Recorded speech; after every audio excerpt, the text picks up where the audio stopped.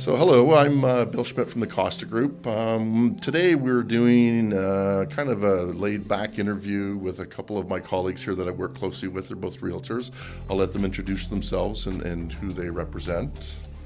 Okay, so my name is Henk, Vanden, Beukel with Tall Real Estate Partners. LePage NRC is the brokerage that we're with. And this is my partner and wife, Emese, Zabudan. Hello. Hello, thank you for coming today. Thanks for having us. It's taken us a bit to get here with Mother Nature not cooperating on Yes. the first two attempts, but they always say the third time's a charm. Quite the winter, yes. Yes. So I just wanted to ask you, so what made you guys get into real estate? Oh, wow. Well, I'll start with that. I had some pretty terrible experiences in selling my homes in the past before I became a realtor 4 years ago. And I decided at that point that I wanted to change the face of real estate. And I wanted to have personal relationships with my clients and just let them know that they're going to get a full, honest and the integrity part there that I feel that was missing in my experiences with realtors. And it's funny, when Henk and I met, that he had the exact same view on getting into real estate. So you've been in it for a little bit longer than I have. Year 5 for me. Yeah. Maybe we were a little ambitious, becoming realtors to change the face of real estate, right? But it was more of a we wanted to do our part to improve the public opinion of what a realtor can bring to the table, Right. in terms of home buying or selling. And we offer full package service. So I know that there are different realtors, not that I'm going to put any realtors down, but we offer full staging. So that doesn't mean, here, this is how much you pay for staging. We actually do that ourselves. We're very hands-on, and we take initiative in making sure that all of our listings are in perfect order. And even Henk had done some wiring for a client. We've done painting for clients. We're very hands-on in that sense. So that was part of our vision, that we wanted to make sure that we really take care of our clientele. Yeah, and it shows. It shows dramatically. We've had some clients that we've had mutual dealings with, and they've voiced their not concerns, but their happy issues that we'll say that they've had along the way. And they've spoken very highly of, your interaction with them and your support and your help, which is fantastic. Because Same goes for you. Well, thank they you. love you. Well, thank you. We try to be one big team here at the Costa Group, Yep. which is great because we have a lot of agents in-house here, and we're looking to expand as well. But it's nice that we can actually bring in the people that we work closely with to let the general public know what we're all about. So. And having that strength in numbers is a good concept, but I also feel too that with the team aspect of it, it's like one-stop shop for the client. Right. So which brings another question to mind for me is, so what do you feel that the relationship should be between the client and a mortgage broker, like versus, we'll say, a bank? Yeah. Versus a bank. Oh. Yikes. Okay. Now you're putting us I on the said spot. I would throw a few twists into this. You did. Okay. So mortgage broker. I'll speak from my own experience. When you walk into a bank, you are number so and so with this account balance. When you deal with a mortgage broker like yourself, you are, well, in my case, Henk, Vanden, Beukel, and you have this home, you have this family, you have this issue right now with refinancing or buying a new home or whatever. You just, there's this intimate relationship where it's not just the numbers, it's not just the mortgage, it's not just the rate. It's finding the best solution for that person, and you're not going to know that unless you have a personal relationship with them. So having a relationship, an ongoing relationship with one individual who's a mortgage broker and a professional in that industry, I think is very crucial. Yeah. And that's one of the biggest reasons why I made the change from coming from one of the two big 5 banks in Canada. I was going to the broker role. It wasn't a point of just, unfortunately we can't help you at this time. Good luck with your situation. Which we hear a lot of, right. unfortunately. And it's becoming more and more difficult to get clients approved because of the stress test the government's put in place and so on and so forth. So it gives me a lot more options because we have 35 different lenders that we can deal with, opposed to just dealing with the bank. So, that gives a lot more versatility to what we can offer the clients, Right. Which I think is a great concept. So, and that's why I'm here doing what I'm doing, and you guys are at that end doing what you're doing. Right. So that's really cool in that sense there. Now, what are your thoughts about having the clients being pre-approved before they go meet with you, or do you prefer that they meet with you first and then send them to me to be pre-approved? What are your thoughts? I towards something like love that? it when people are pre-approved, when they're looking for a home. It makes it much easier for them. If they know what they can afford, they're not going to be looking at homes that they cannot afford. And then people are disappointed when they go to a home and they think, oh, I really, really love this. Let me see if I can afford it. Probably not the best route to go. No. It's putting the cart in front of the horse. Exactly. I think being pre-approved is a basic real estate need. Yeah. No, and you guys have been exceptionally well with that because you get in front of one of your clients, and I think one of your key questions is, have you been pre-approved yet? And Yeah. then usually my phone rings and Yeah. we take it to the next process, Right. and then we have Yeah. happy clients at the end. Well, that's fantastic. So what are your thoughts on the housing market right now, and where do you think it's headed? And Well, right this very moment, things are picking up. that's good. Yeah, so we just had a sale this weekend, Good. not far from here, a couple of blocks from here, and there are less homes on the market right now than I think normally there would be at this time of the year. So I think things will be picking up. As to home prices, Henk, I don't know if you want to kind of touch on that a little bit. Well, that's, you know what, I dropped my crystal ball last week, so I don't know what's going to happen this year. You probably take yours the same place I take mine because it's never ready to use. Never, It's like never. developing interest Always rates, needs right? updates, right? Just like Yes. your phone. Yes. I expect prices to go up this year, not at the rate that we saw in the last 5 years. It depends what happens with the election. I think that's going to play a part in it. I think measures are going to be introduced to entice people to vote for a particular party because of the measures that they're going to have in place to make home buying more attainable. But I think it's going to be a solid year with sustained growth, not crazy growth.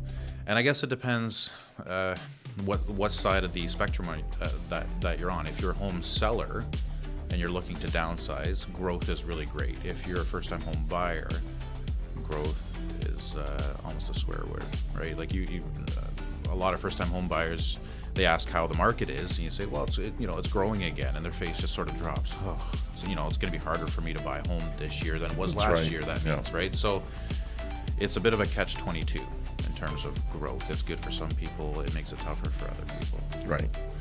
I know that the Bank of Canada announced yesterday that they're looking at lowering the rates by December, which should hopefully entice some more buyers out there to get out there and start buying. But again, the federal government, as well as the provincial government, is going to have to start changing some of the rulings on, this stress test that we're having.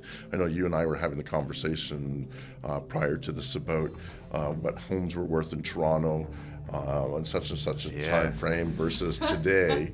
Why don't you share that little bit of that conversation with us? Yeah, so unfortunately I'm a numbers geek. So I like looking at, numbers, because numbers and math, they don't lie. So I looked at the year before I was born. Maybe I shouldn't have said that. No. 1980, the average home price in Toronto was around $75,000. Fast forward to 2018, and the average home price in Toronto, mind you, this includes condos now as well, which there are a lot more of now than there were in 1980. But the average home price in Toronto in 2018 was just over $750,000.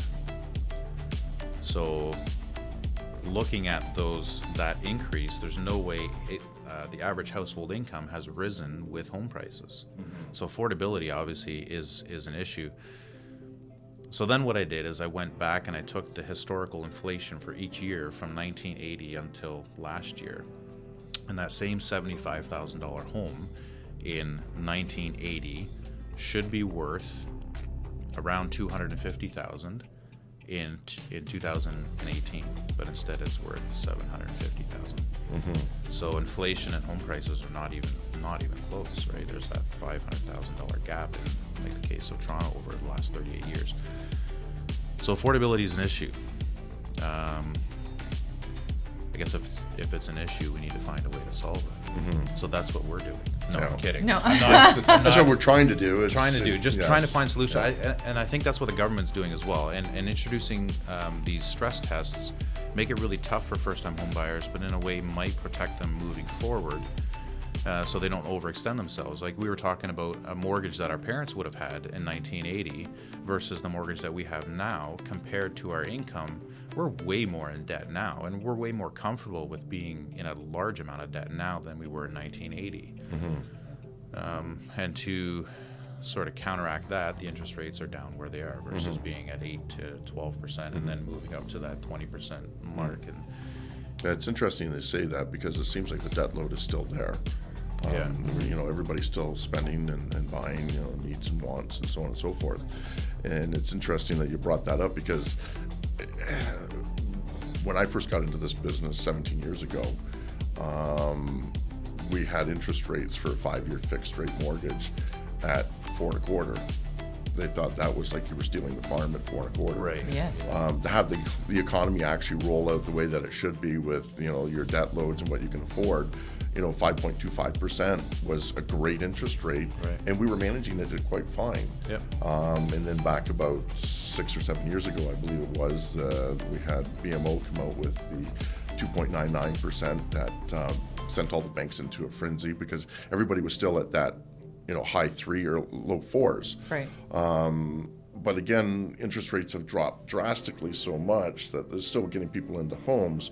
But for the stress test is, they want 2% added onto that interest rate to make them qualify for it. So that when the mortgage does come up for renewal, they're renewing into a rate that is higher, but yet it's still manageable where the government doesn't think that it is.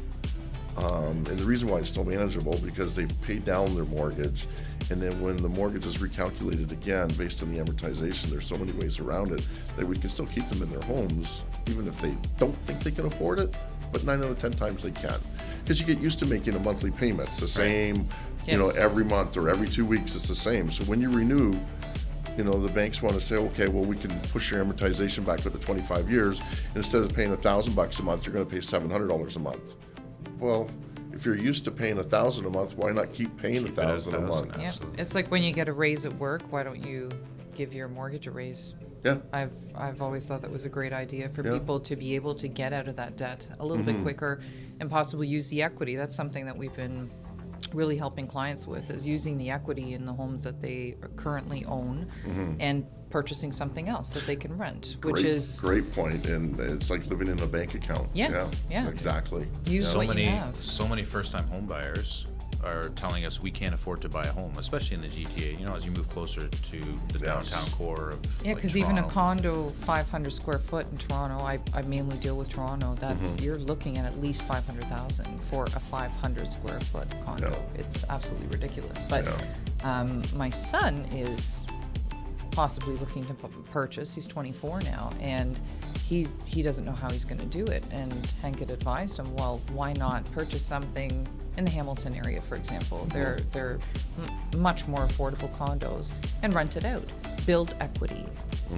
Use that in the future to be able to buy yourself that detached home. So, Yep, for and sure. that's where you're a great help for that as well, because then they can actually get to that point where they can just purchase something smaller and then build their equity into something that they can actually have something sustainable later And it's on. great that you mentioned it that way because this younger generation, needs your help, it needs my help. Yes. And they need to sit down in front of the professionals and get their guidance from the professionals. Not a computer. Not their neighbor that just became a mortgage professional Yeah. or not the guy at work that just became a realtor, Right. we'll say per se, because he sold a house. Because his without mom using a needed real to estate sell her agent. house, so he Yeah, got his exactly. license. Yeah. And Yeah. they need to go to the professionals and seek the right advice to do what they need to do and to get onto that next chapter that they're looking to get into, which is real estate. All right. And back to the point earlier that we were talking about having a professional answer your questions specifically to your needs is crucial, right? Because there's not one answer that fits everybody. That's right. Right. So for one person, buying a condo and renting it out and building equity is the answer. For the next person, saving that extra 3 years because they know they're going to be getting a promotion at work. You know, just sit tight, save your money, and then throw it into that home with the white picket fence, which, That's right. by the way, most millennials still want. A lot of people think millennials would like to be in a condo and live the trendy lifestyle, but the majority of them want the detached home with the white picket fence. And all the technology that goes with it. Because the millennials like to text and email. They don't like to meet in person. So, yes. We are flexible. Yeah. Well, I really appreciate you coming out today and sitting down and chatting. I'm really excited about moving forward as a team, we'll say. And for me, being a part of the Costa Group that can help your clients. And it's all about helping the clients. And I just wanted I brought a basketball kind of as a memento thing that shows that we're a team. So I was just going to get you guys to sign it wherever you would like. Well, that's great. You'd think we play basketball because we're so tall, right? Tall real estate partners. Oh, but, that was yeah, That's we don't. good. Nice plug. I like that. totally not a basketball. You first. Oh, thank you. Not a it's in- basketball player, And but I guess it'd be hard to sign a black puck. Oh, well, that's why we always put white tape around the outside. Okay. It's true. Oh, there we That's go. what I did with our youngest when he was drafted to the OHL. Yeah, his first goal, we put white tape around it and marked everything on it, the team we played against, the time, Nice. the date, and everything, and it was his first goal, so it was kind of unique. Wow. So, yeah, it was kind of cool. That's a good idea. I'll have to remember that. So, yeah, well, again, thank you so much. Thanks so Thanks much for for I having know us. you've got a busy afternoon. You're going and serving pancakes and maple syrup. Cooking and Yes. serving. We're pretty involved with a lot of volunteer work, which Yeah. keeps Yes. us hopping. Sometimes Yes. I think we bite off more than we chew. That's but okay. We manage. No pun intended on the pancake thing. Yeah. I thought Caught so. that. Yeah. Well, again, thank you so much. It was a real pleasure, Hank. Yeah. Thanks for having us, Amish. Bill. Thanks for having us. I appreciate it.